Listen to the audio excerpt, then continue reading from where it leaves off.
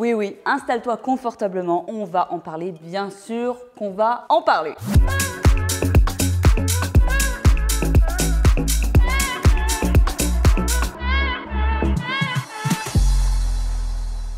Salut à toi, j'espère que tu vas bien aujourd'hui, j'espère que tu es en forme, que tu passes un bon week-end ou une bonne journée, ça dépendra de quand tu regardes cette vidéo. Avant de rentrer dans le vif du sujet, et crois-moi, il y en a des choses à dire aujourd'hui, pense à t'abonner à la chaîne, ça te permettra de soutenir mon travail justement sur YouTube, à me lâcher un petit like et une petite pêche en commentaire, ça te permettra également de bien référencer ma vidéo et de la soutenir dans l'algorithme, Dieu seul sait qu'il est compliqué en ce moment, et de ne pas rater toutes les surprises que je vous ai prévues et qui vont commencer à sortir sur la chaîne à partir de la rentrée. Si tu fais ça, tu seras bien entendu un beau petit pancake bien fluffy recouvert de Nutella healthy. Les extraits que vous avez vus au tout début de la vidéo ont été envoyés par des abonnés à moi sur Instagram. C'est une vidéo qui est extrait de TikTok, il me semble, postée par l'influenceuse Lisa Del Piero aux 1,3 million d'abonnés. Classée dans la catégorie fitness model, influenceuse fitness, de par le contenu qu'elle partage, mais également dans le milieu dans lequel elle évolue. Cette vidéo la représente au salon du FIBO. C'est un salon du fitness qui est extrêmement connu, qui se déroule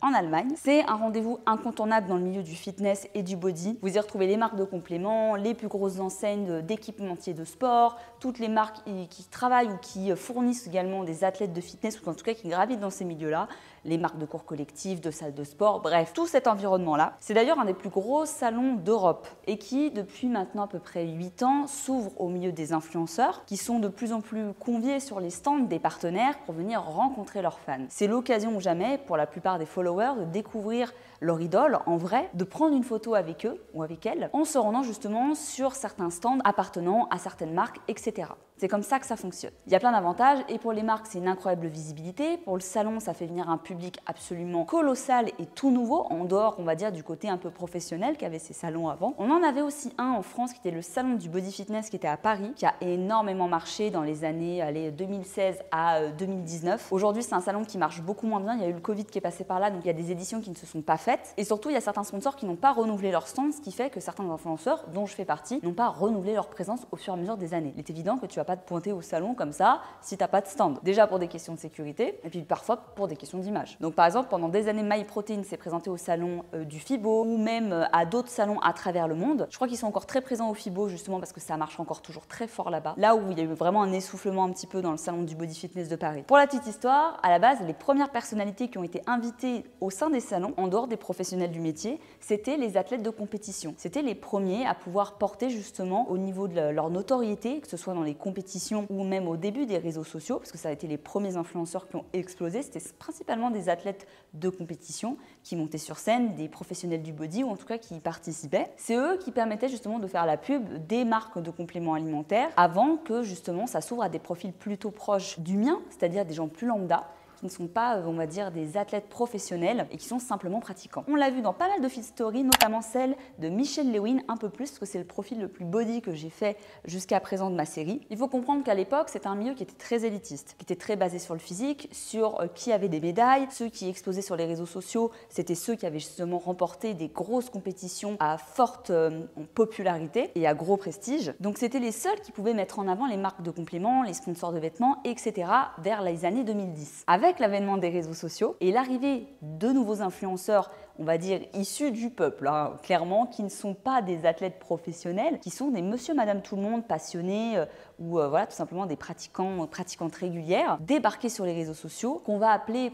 principalement des influenceurs. Même si les athlètes l'étaient un petit peu auparavant, ils étaient principalement avant tout des athlètes. Les influenceurs vont parler à un public beaucoup plus large. Forcément, ça va pas toucher tout le monde. Une compétitrice de body, certaines filles vont être motivées, mais pas, on va dire, une grande majorité des gens. En trouvant des profils de personnes, on va dire, un peu plus dans la norme, et un peu plus proches de la réalité et moins dans le haut niveau, il y a un phénomène d'identification qui s'est fait plus naturellement. Le fitness explose dans les années 2015, 2016, 2017, 2018, notamment en France, et beaucoup de nouveaux profils explose. La création de contenu, ou en tout cas le partage sur les réseaux de manière quotidienne, est beaucoup mis en avant. C'est ce qui fait qu'à un moment donné, les marques et les sponsors vont attirer ce type de profil sur les stands qui vont venir se mêler aux athlètes de body lors du FIBO, lors du Salon de Paris. Je ne vous explique pas tout ça par hasard, bien entendu qu'il y a une raison qui viendra du pourquoi du comment de cette vidéo. C'est très important que vous compreniez le contexte. La concurrence justement entre tous les nouveaux profils qui émergent, entre toutes ces fit girls qui sont sur le marché, que ce soit les américaines, les australiennes, les françaises,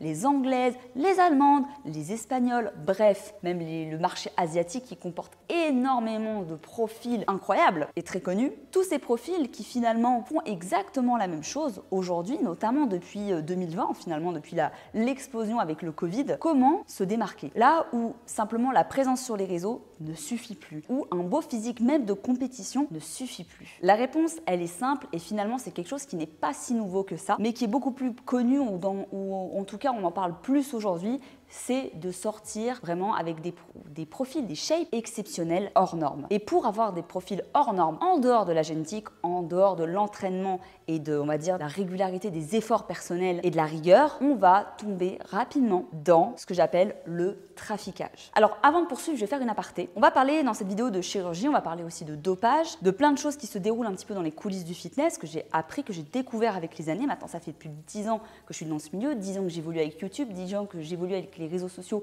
et les codes du fitness. Mon objectif, c'est de te faire ouvrir les yeux, d'avoir une approche différente des contenus que tu consommes et des profils que tu découvres parfois sur TikTok, sur Instagram, que ce soit des profils émergents qui explosent en ce moment ou ces dernières années comme des profils plus anciens, pour que tu puisses avoir une vision réaliste de tes propres objectifs et de ce que tu peux réellement attendre de certains entraînements ou de certaines méthodes alimentaires, etc. Ce que je veux dire par là, c'est te décourage pas. Aujourd'hui, on va parler de tout ce qui se passe de négatif, mais il est évident qu'il y a énormément de choses à faire grâce au sport, grâce à l'alimentation. C'est juste pour que tu puisses mieux analyser ce que tu consommes et que tu aies un œil aguerri, pour éviter de déformer ta vision de la réalité, te dévaloriser et avoir envie, à un moment donné, de passer du côté obscur de la force.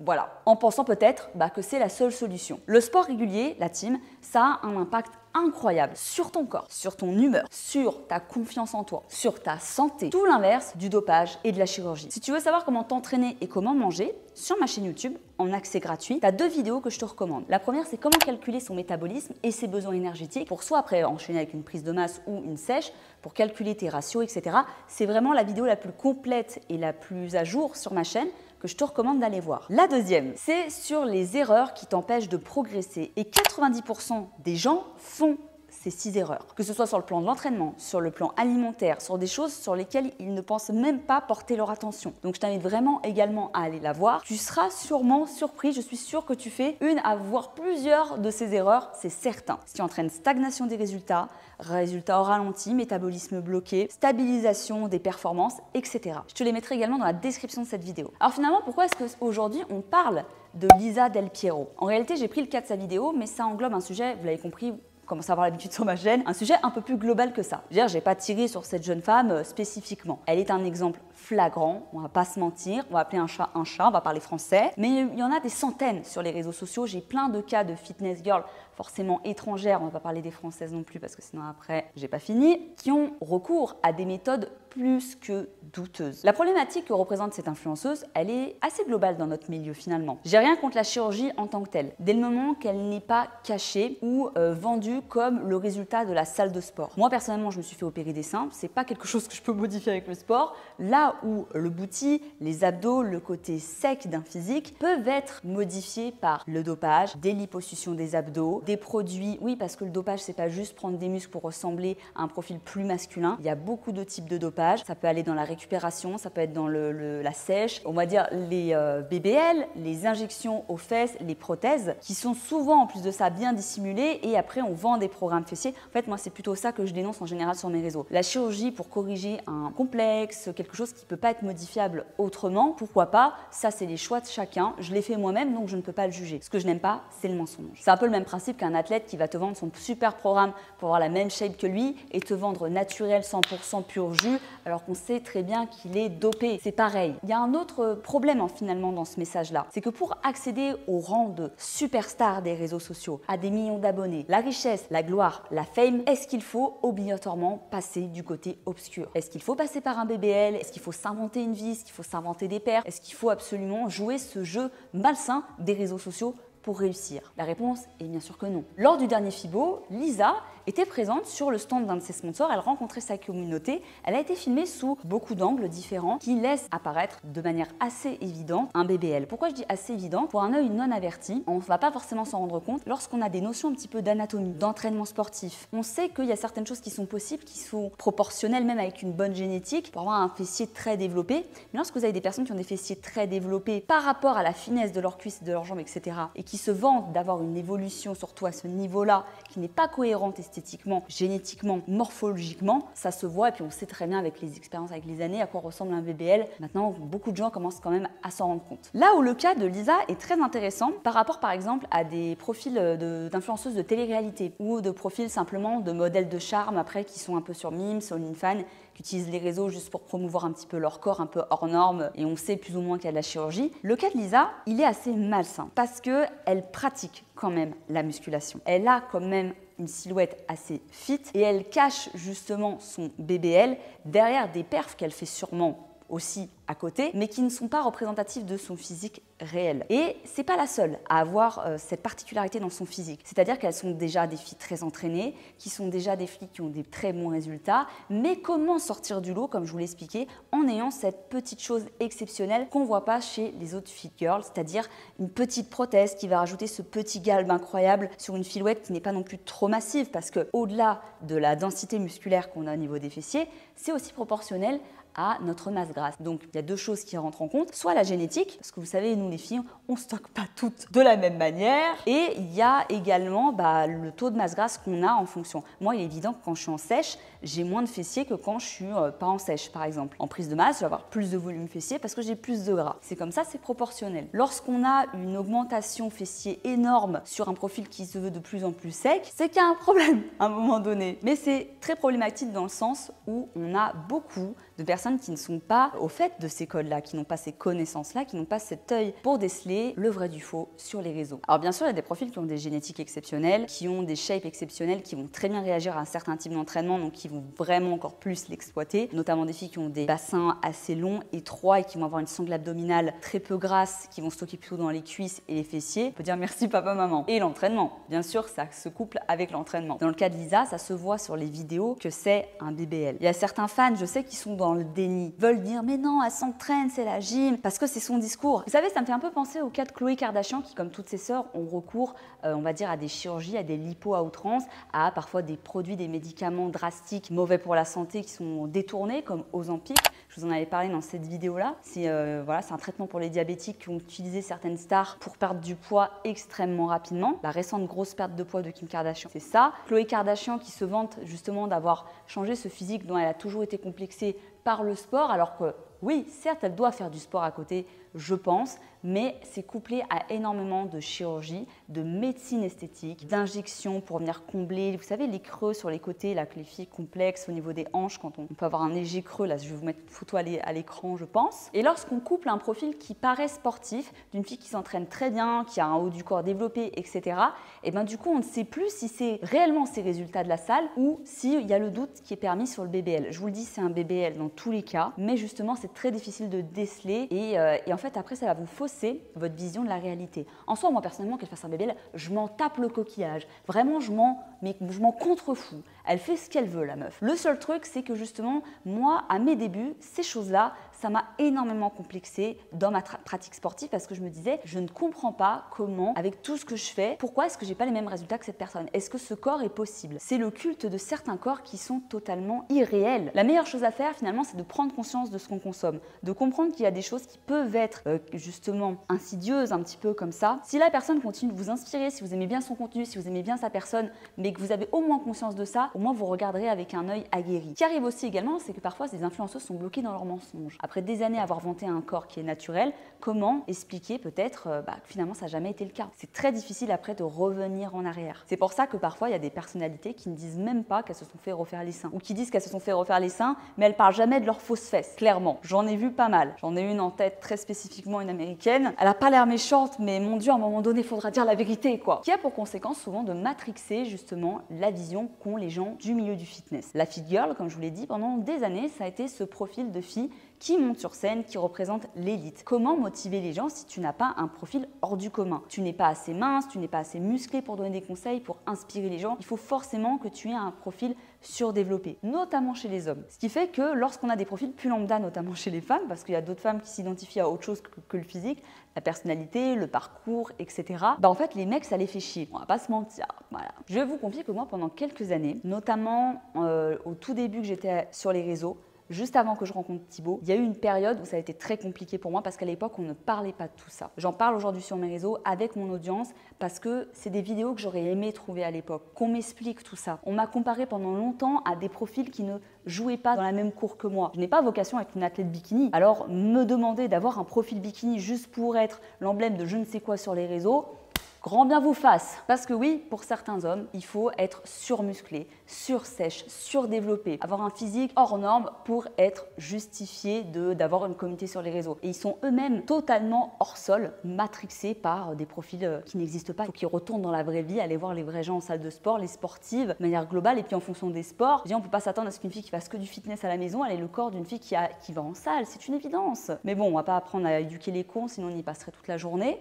Pareil, on en a parlé dans une autre vidéo qui est dispo sur ma chaîne. On a aussi la lipo des abdos, une très grosse chirurgie qui est présente dans le fitness. C'est valable notamment pas que sur des filles qui ont besoin de perdre beaucoup de poids, mais sur des filles qui sont déjà fit et qui veulent justement pas forcément perdre du volume au niveau des fessiers, des cuisses, etc. et qui vont faire ce qu'on appelle l'abdominal etching, qui est valable aussi chez certaines influenceuses de télé-réalité, chez les Kardashians et beaucoup de personnalités du fitness. C'est une micro-chirurgie abdominale qui vient aspirer les abdos pour vraiment venir les faire découper au laser pour des compétitions, pour des photoshooting, pour des projets, etc. Et moi, l'objectif aujourd'hui, c'est pas forcément de leur dire que c'est des merdes et que moi je suis mieux qu'elles, c'est surtout d'aider les meufs comme moi, les petites meufs qui ont envie de s'épanouir, les nanas, les mamans qui ont eu des gamins, qui ont mon âge, qui ont 30 ans, qui ont envie justement de reprendre leur vie en main, leur corps, leur physique, de se sentir mieux dans leur peau. C'est à toutes ces personnes-là que je m'adresse, à monsieur, madame, tout le monde. Il y a plein de choses que vous pouvez faire qui sont atteignables. Il y a des niveaux, avant d'atteindre votre plus haut potentiel, vous avez de la marge avant de vouloir tomber dans ce genre de choses. C'est souvent des personnes qui veulent la facilité et en plus de ça, le BBL, il y en a énormément qui sont ratés esthétiquement, c'est pas toujours très bien réussi. Sachez que le BBL, c'est une des opérations les plus dangereuses, avec le plus de complications post-op. Ça s'est tellement démocratisé, ça a tellement été vendu en plus par plein d'influenceurs peu scrupuleux de vous conseiller d'aller au Maroc ou je ne sais où pour aller vous faire opérer. Ne vous faites jamais opérer ailleurs que dans votre pays, dans votre ville. Le suivi post-op, c'est trop important. Les fessiers, il peut y avoir des infections graves et après c'est irréversible. Vous pouvez être défiguré, déformé. C'est presque de la mutilation. On a des vidéos sur TikTok de meufs, je peux vous garantir que c'est le plus gros regret qu'elles ont de leur vie. Tout ça pour quelques économies, pour justement avoir un BBL comme sa Maëva Guénam des Marseillais à moindre coût et sans faire d'efforts. Ça n'en vaut pas la peine. Et je finirai en vous disant cette phrase que j'aime beaucoup: Trust the process. Faites confiance au processus. Dans la quête du corps sans défaut, hors norme, tu ne combleras ni le vide, ni ton manque d'estime de toi. Tu ne guériras pas tes blessures. Tu vas pas faire ton glow-up intérieur. Tu ne comprendras jamais tes erreurs. Tu auras juste un gros bout de plastique ou de gras en plus. Et tu risques vraiment de niquer ta santé au passage. Et bien sûr, comme dans Secret Story, méfie-toi des apparences, elles sont parfois trompeuses. Si tu veux ta transformation de corps et d'esprit, tu n'as qu'une seule option. Rejoins mon application de fitness Fit Fight Forever. Oui, ça y est. C'est bon, je l'ai placé, il fallait bien que je le place. Alors, ça va, c'est mes vidéos. Si on peut pas faire un peu d'auto-promo, qu'est-ce qu'on fait? On est où? Ils ont tous NordVPN, je ne sais pas quoi. Bah moi, c'est Fit Fight Forever. Voilà, c'est mon application qui sponsorise mes vidéos. Ça passe, ça va. Non, sans déconner, ce qu'on vous apporte avec Thibaut dans l'application, c'est un mode de vie. C'est un mode de vie qui est accessible à tous. Il y a de la musculation en salle personnalisée, il y a des programmes à faire à la maison, il y a du yoga, il y a de la méditation, il y a une approche complète qui est à l'intérieur de l'appli qu'on a essayé d'amener avec Cardiobox. On a le cardio corde à sauter qui sort lundi. On a la Zumba qui est sortie cet été avec Khalidou. On a du Pilates. On a de la méditation, on a des programmes postpartum pour vous accompagner tout au long de votre vie, quelle que soit votre discipline, et on va beaucoup étayer le catalogue dans les prochains mois, dès la rentrée, la fin d'année et en 2024. On a également les plans alimentaires, sèche et prise de masse, où il n'y a pas de calcul spécifique dedans pour vous amener le style de vie, le lifestyle dont vous avez besoin, parce qu'on vous connaît, vous avez tendance à toujours manger toujours moins, à chercher la recette la moins calorique. C'est pas l'objectif, manger plus, manger mieux, sans BBL, sans chirurgie, sans Ozempic, sans dopage. C'est des méthodes qui ont fait leur preuve et qui ont transformé des vrais gens dans la vraie vie. En bref, aussi prenez soin de vous, il y a déjà beaucoup de contenu accessible sur ma chaîne YouTube, dont mon dernier programme Challenge Body Strong, 100% gratuit sur YouTube, qui est du renfort musculaire sans impact, sans saut, avec un peu de cardio et des abdominaux. Le programme le plus complet que j'ai fait sur ma chaîne. Allez l'essayer vraiment, et avec toutes mes vidéos de conseils d'alimentation pour vraiment changer votre corps et sans niquer votre santé et justement votre réalité de vous-même. Prenez soin de vous. Ciao, ciao!